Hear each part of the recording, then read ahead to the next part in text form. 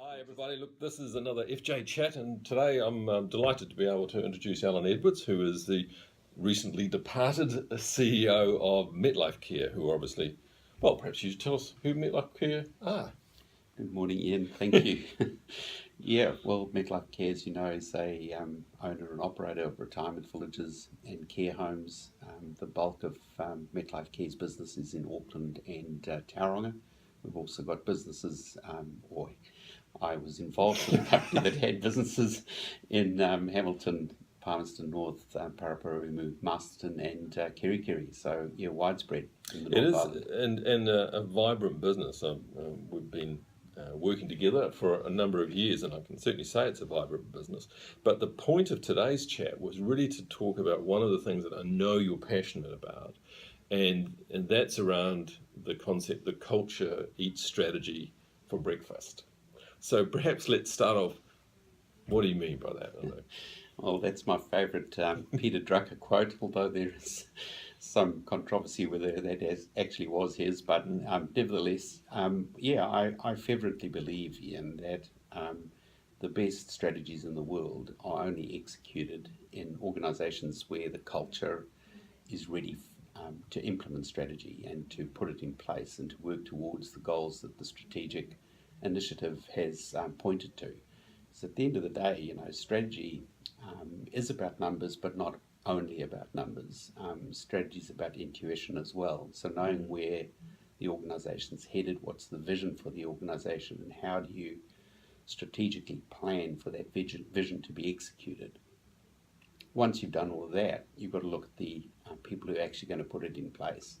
And if the culture of the organisation isn't 100%, then execution becomes a real pain.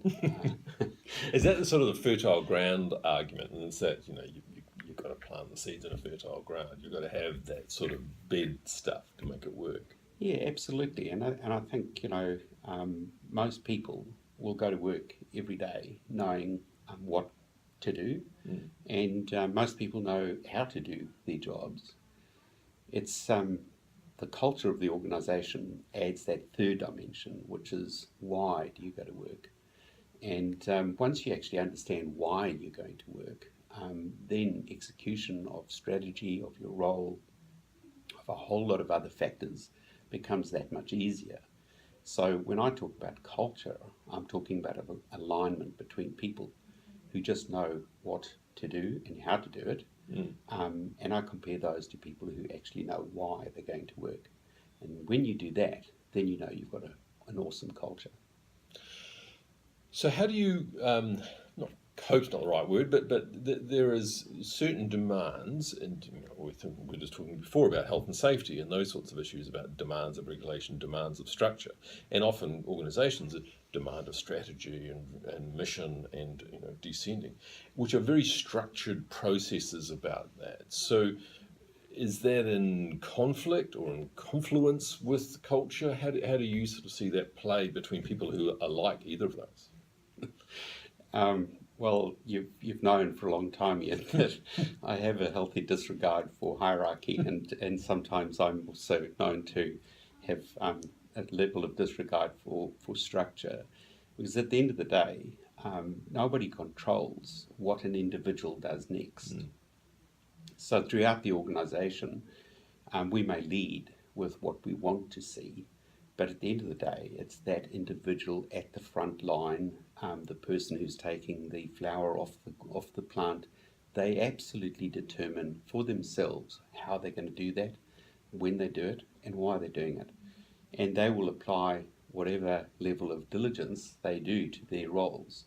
So for me, it's a critical part of having an organisation that's firing on all cylinders, for people to recognise that they're empowered to actually be the best person they can be on a daily basis. And if we want to thread health and safety through organisations where health and safety is the top respected issue around what you're doing and what others are doing around you, then people have to be empowered to be able to determine for themselves how they conduct themselves at work. And what we have to do is ensure that the vision that we create in the organisation is one that they easily buy into and say, aha, that's why I'm going to work.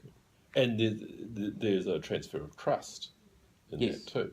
Because absolutely. the organisation's saying, I trust you because I know you understand what I'm here about. Absolutely. The most disempowered individual in the world is the one who's not trusted.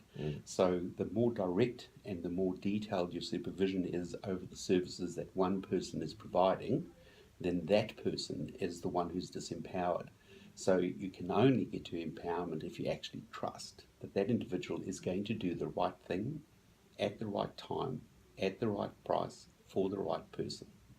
When I think about the business that you're in, Maslow's hierarchy of needs and shelter and whatever, then you're at an almost base level of engagement with your customers that you're providing shelter. There's huge levels of trust that you are providing a safe, comfortable environment, but even better than that, an enhancement. So I can sort of see where that would fit, certainly. Yep. So you're still saying that works in a tough manufacturing environment, producing a commodity product, and still applicable? I think it's absolutely universal across all business environments. You walk into the warehouse and you will judge the organisation by the service that you receive from the person on the floor, not by what you think of the senior management. You walk into any organisation in the world, whether it's Spark or Chorus or any big organisation or small organisation. We judge those organisations by experiences we have with those employees on the front line. I'm interested in culture change, and for two reasons. One is how quickly you can get it to change, but the other thing that fascinates me is how quickly it can fall apart, and it's a fragile, living thing. How do you hold it together? How do you maintain it? How do you allow it to live and breathe to make sure it doesn't fall apart when one or two or key people move? I think, that's a nail on the head. In that there's risk to your culture every single time a new person arrives. And every organisation in the world experiences staff turnover. The arrival of a new employee puts at risk the culture that organisation has, because they bring in their way, their understanding of what a word like respect might mean. And their interpretation of what respect means may not be what the organisation thinks the word means. So getting those people aligned through good orientation programs and actually turning those people into people who understand the organisation and align themselves with the organisation is a critical success factor. So your brand, as you represent it in the market, all the way through your brand, all the way through your recruitment process, all the way through your landing process, all the way through your orientation, there has to be a seamless, congruent line of things that you expect this organisation to be. So when you do get into the organisation, you say, yes, this is what I was expecting. The worst thing that you can have is when people land in your organisation and they say, this is not what I was expecting. Unless this is not what I was expecting because it's better, that's great. The other way around, it's not so good. You and I are both big fans of that onboarding process, which should be way before someone actually starts, so that they come in flying. And the departure of some key people in organisations, it just staggers me. Large organisations, not talking about yours, but large organisations that can unravel so fast in terms of culture, a few things go wrong. It is a very fragile net that these things happen. Yeah, I think just, any organisation, the process of continuous improvement, the belief that what we are today, we can actually be better tomorrow. If you don't believe that, you don't try hard enough. I've been asked why I have such a low threshold for satisfaction. And it's not that I'm never satisfied. It's just that I do know, because I've seen it. You watch the All Blacks. They're never happy with the performance. They always know they can be better, and they'll go and practice. And our organisations across the world, any organisation that believes it's as good as it can ever be today, will be out of business soon. So dinosaur. Exactly. So, no matter what we do today, tomorrow we should have learned what we did yesterday so that we can be better tomorrow. Does that mean for you, in looking at different challenges for you, because you're changing, you're going to go look at something for yourself, that means that you want to push yourself as well in something else that you do next? Yeah, I absolutely. I want to test myself to the limit. Well, no hair or grey hair. It's a matter of actually how far you want to push this. But it's actually taking what I guess what you're talking about into real action. In that you're saying, okay, I've got to do it for myself again. Yeah, I mean, that's within my own organisation. When I was at Metlifecare, I was doing it. It was real experience, experiencing real results inside of a real organisation.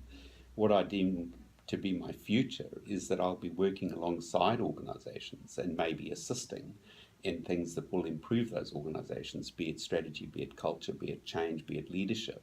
Whatever those things are, I think I can make a difference, but I will be watching on the sideline and working in parallel with those organisations rather than inside of it. So that will be something different for me, but I do believe that across a whole range of industries I can help to make a difference. Superb. Hey, it's been wonderful having a chat. Thanks for your time. Thank you. Yeah.